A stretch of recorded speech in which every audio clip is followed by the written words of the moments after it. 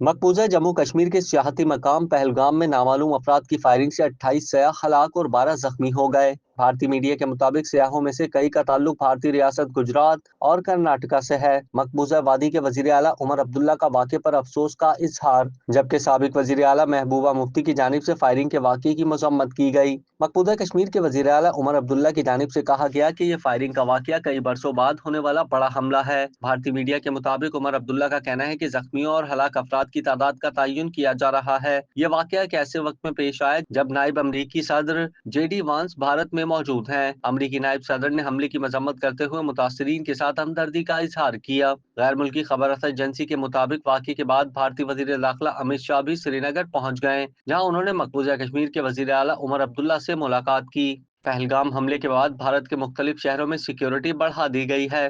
کیا آپ کاروبار کی تشہیر چاہتے ہیں یا social media plate form manage کرانا چاہتے ہیں؟ تو دیر کیسی، ابھی رابطہ کریں اونلی نیوز کی ٹیم سے۔ ہمارا کانٹیکٹ نمبر آپ کی اسکرین پر ہے۔